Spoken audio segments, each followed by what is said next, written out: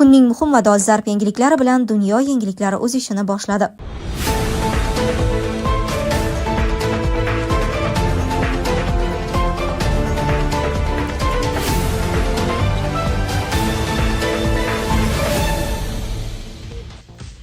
Tramp Eronga yangi zarbalar bilan tahdid qilib, Hamasdan qurolsizlanishni talab qildi. Putin Ukraina janubini egallash kampaniyasini davom ettirishni buyurdi. Xitoy Tayvanni o'rab olib, rekord darajadagi harbiy mashg'ulotlar boshladi. AQSh Venesuelaga birinchi marta hujum qildi.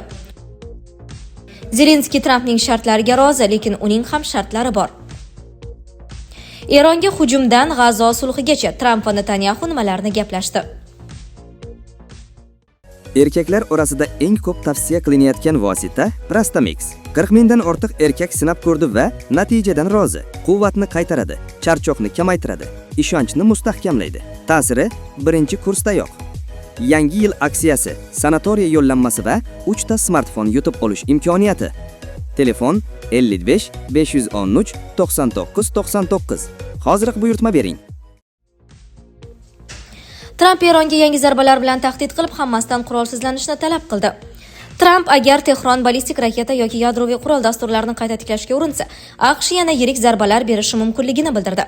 Uning so'zlariga ko'ra, Tehron iyun oyidagi Washington zarbalaridan so'ng o'z arsenalini tiklash ustida ishlayotgan bo'lishi mumkin. Ular qurol to'playotgani haqida eshityapman. Agar shunday bo'lsa, ular biz yo'q qilgan obyektlardan emas, balki boshqa joylardan foydalanayotgan bo'lishi mumkin. Biz ularning qayerga borayotganini va nima qilayotganini aniq bilamiz. Umid qilamanki, ular buni davom ettirmaydi. Aks holda bodali og'ir bo'ladi. O'tgan safargidan ham og'ir. B2 bombardimonchisi uchun yonilg'i sarflashni xohlamayman. Bu borish-kelish 37 soatlik yo'l, dedi Tramp.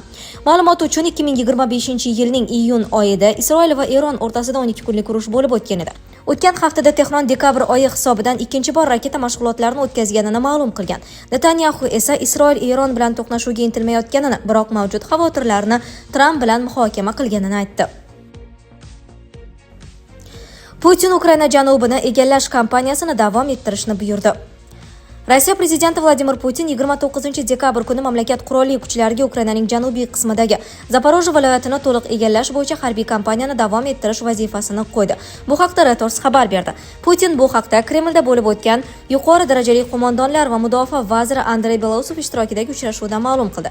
Rossiyaning Dnepr qo'shinlari guruhi qo'mondoni polkovnik general Mikhail Tepelinskiy Putinga bergan hisobotida rus qo'shinlari urushdan oldin 700 mingdan ortiq aholi istiqomat qilgan Zaporojye shahriga yaqinlashayotganini aytdi.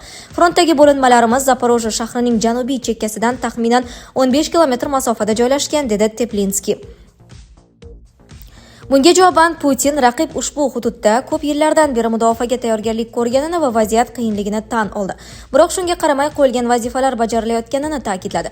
Yaqin kelajakda Sharq qo'shinlari guruhi bilan birgalikda Zaporojyeni ozod qilish uchun hujumni davom ettirish zarur, deya buyruq berdi Kreml rahbari. 2025-yilda 6000 kvadrat kilometrdan ortiq hudud egallandi. Rossiya bosh shtabi boshlig'i general Gerasimovning ma'lum qilishicha, hozirda rus qo'shinlari deyarli butun front chizig'i bo'ylab olg'a siljimoqda. Uning so'zlariga ko'ra, Ukraina qurolli kuchlari asosan mudofaa va qarshi hujumga urinishlar bilan band. Gerasimov 25-yil davomida erishilgan natijalar haqida quyidagi raqamlarni keltirdi. Rossiya kuchlari yil boshidan beri Ukrainaning 6640 kvadrat kilometr hududini nazorat qila olgan. Jami 334 ta aholi punkti egallangan. Dekabr oyidagi ilgarilash suratlari 2025-yildagi eng yuqori ko'rsatkich bo'lgan. Ma'lumot uchun hozirda Rossiya Zaporojye viloyatining taxminan 75% nazorat qilmoqda. 2022-yilda Putin ushbu viloyat Ukrainaning yana 3 ta hududi bilan birga Rossiya tarkibiga qo'shib olinganini e'lon qilgan edi. Kiyev va aksariyat g'arb davlatlari bu harakatni noqonuniy bosib olish deb hisoblab keskin qoralab keladi.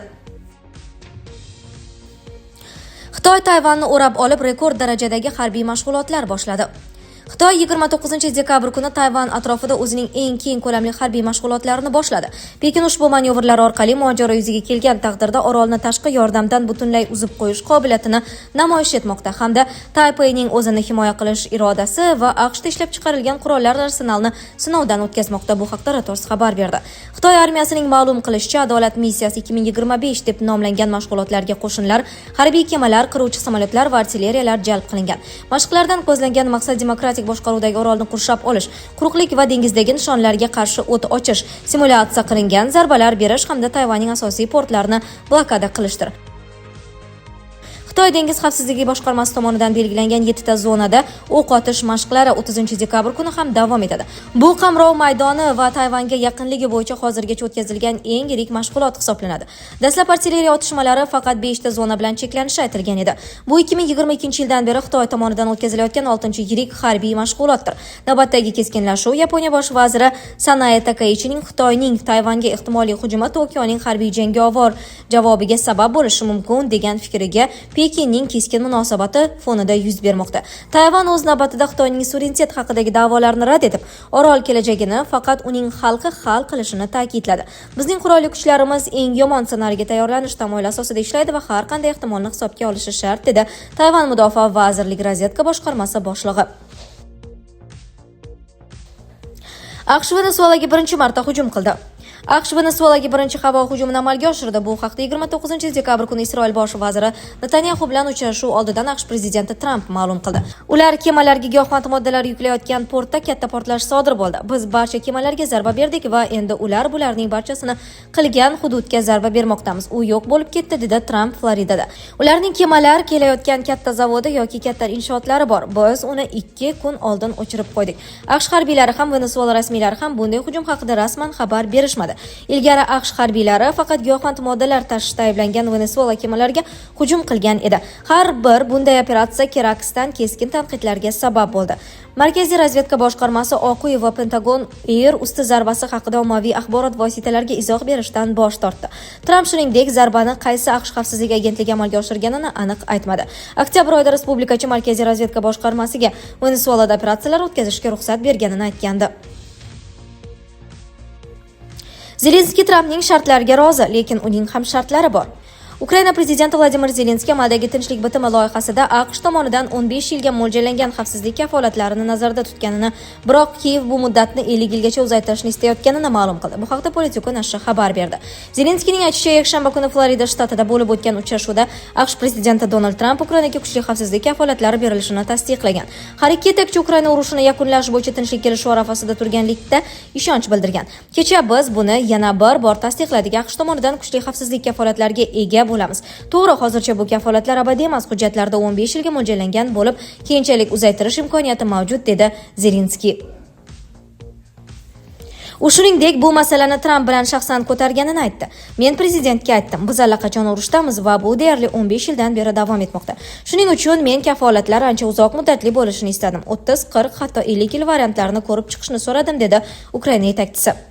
Xavfsizlik kafolatlarining aniq shakli hozircha ochiqlanmagan, biroq AQSh tomoni ularni NATOning 5-moddasiga o'xshash mexanizm asosida tashkil etilishi mumkinligini bildirgan.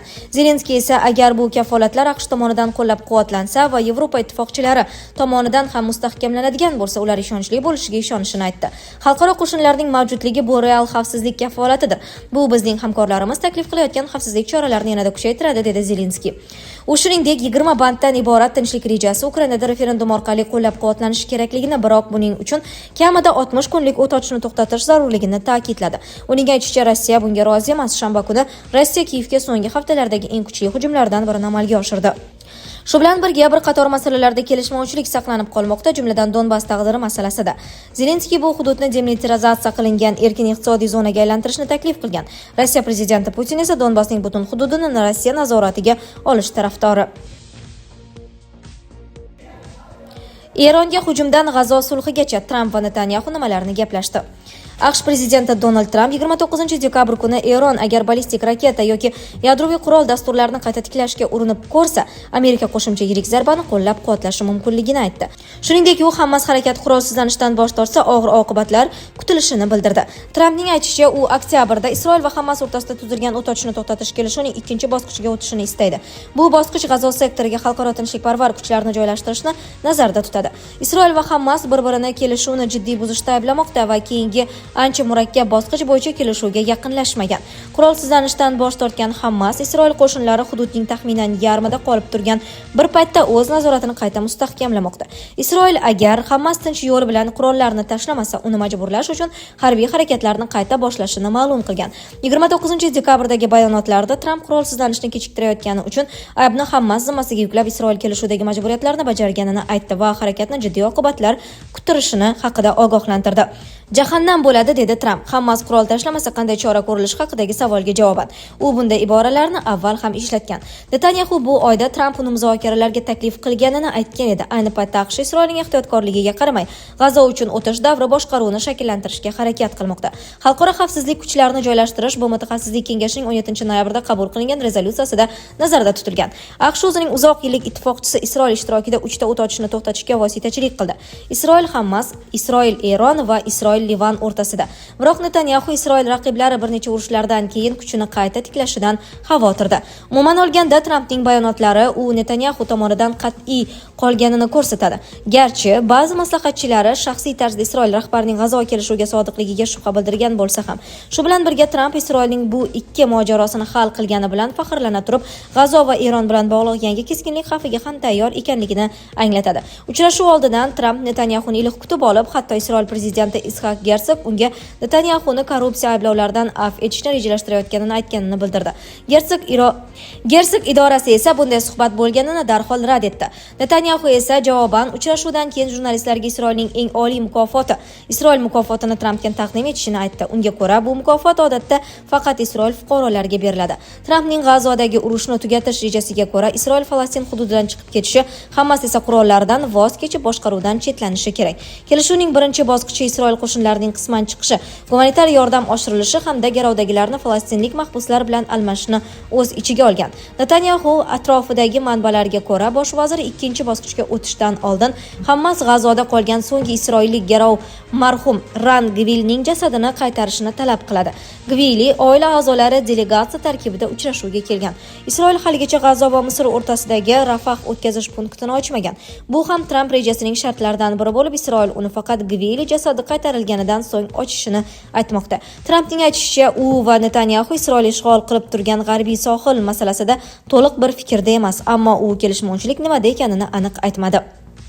Sizlarga yetkazmoqchi bo'lganlarimiz shulardan iborat edi. Dunyo yangiliklaridan uzoqlashmang.